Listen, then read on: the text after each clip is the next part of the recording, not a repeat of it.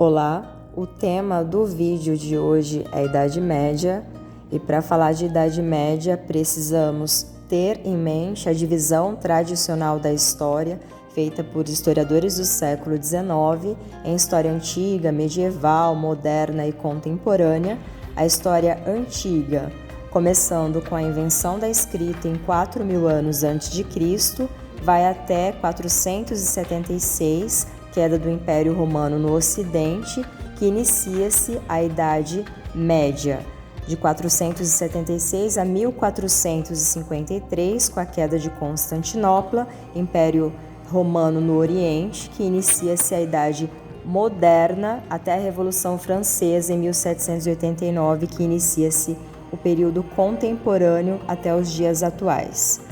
Importante frisar que em 395 o imperador Teodósio dividiu o Império Romano em Oriente e Ocidente, Ocidente com capital em Roma e Oriente com capital em Constantinopla.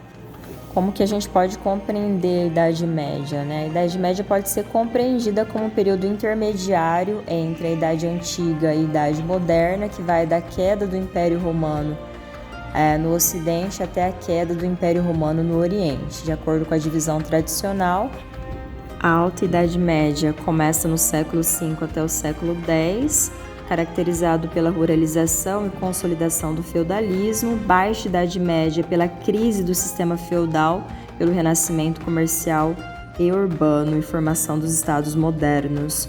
Aí as principais características que a gente pode pensar aqui em palavras chaves, né, são migrações e invasões dos povos bárbaros, processo de ruralização e descentralização, a existência dos feudos, poder dos senhores feudais, as relações de suzerania e vassalagem. Assim, feudalismo foi o sistema econômico, social, político que prevaleceu na Alta Idade Média durante os séculos V ao X. É um sistema de produção, né, porque feudo era uma grande propriedade rural e propriedade produtiva na Idade Média, que era sinônimo de um bem e de poder. Por que algumas pessoas falam que foi um período feudal? Segundo Legoff, a Idade Média foi um período complexo, né, dominado por senhores que têm como subordinados os vassalos, aos quais concediam terras que lhes proporcionavam uma renda, que são chamados de feudos. Daí o nome feudal. Então, a sociedade medieval ela era hierarquizada de rígidas posições sociais, ou seja, havia pouca ou nenhuma mobilidade social. A sociedade medieval estava organizada em reis, clero, nobreza e servos que trabalhavam nos feudos, que pagavam tributos para os senhores feudais.